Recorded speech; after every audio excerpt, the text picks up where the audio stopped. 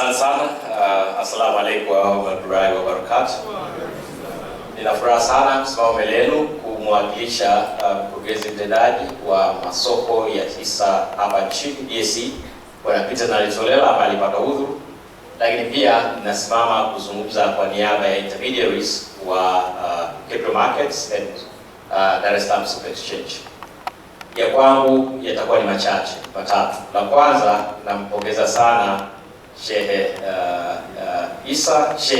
Mohamed Issa kwa kazi kubwa sana aliyoifanya. Nimetoka naye huko nyuma. Kiukweli hatua iliyopigwa na Islamic financing ni kubwa sana. Inawezekana ninyi mlioiona leo msithamini hivyo, lakini tunaofanya naye kazi tumeona hayo. Bwana anafanya kazi sana, na mara nyingi amekuwa sisi tunaofanya naye kazi sana anatutafuta yale masaa ambayo mara nyingi tutafutwi. Simu zake mara nyingi zinakuja baada ya saa 4 usiku. Lakini akikupigia pia nataka mfanye kazi. Sasa nasema na shehe wangu, vipi bwana, mbona muda mimi napaswa kuwa na familia, wewe ndio niambie tufanye kazi. Kwa hiyo la kwanza nampongeza sana, lakini napongeza sana na taasisi nzima ya Yusra. Hongera zenu sana. La pili ni elimu iliyopatikana hapa. Hili ndio ambalo litatutoa hapa tulipo twende mbele. Mengine yote yatakuja kufuata. Hatuwezi tukawekeza kama tujapata uelewa. Nashukuru sana kaka yangu Awad amezungumza hapa, Sheikh Issa pia ametoa elimu. Sasa naomba tulioipata hiyo elimu tukaitumie kwa wenzetu pia. Tusiwe wa binafsi, nisipate elimu nikakaa nayo mimi. Nichukue elimu nikamsaidie na mwingine. Lakini pia hiyo elimu nikaishi kwa vitendo. Sisi tu ni mwanzo wa mabadiliko. Tanzania ibadilike kupitia sisi.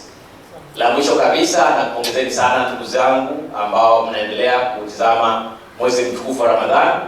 Mwezi ambao wote tunaalikwa tuwe ni watu wema, tutende matendo ya huruma. Lakini pia niseme kwamba mwaka huu tumekuwa tuna bahati, mwezi huu umeendana pia na Kwaresma, na leo pia nilibahatika katika ibada kuwa na aliyemwakilisha mgeni rasmi, tulisali pamoja. Kwa Wakatoliki sisi leo katika hii Kwaresma, leo ni Jumapili, tunasema Jumapili ya furaha, Jumapili ya majitoleo.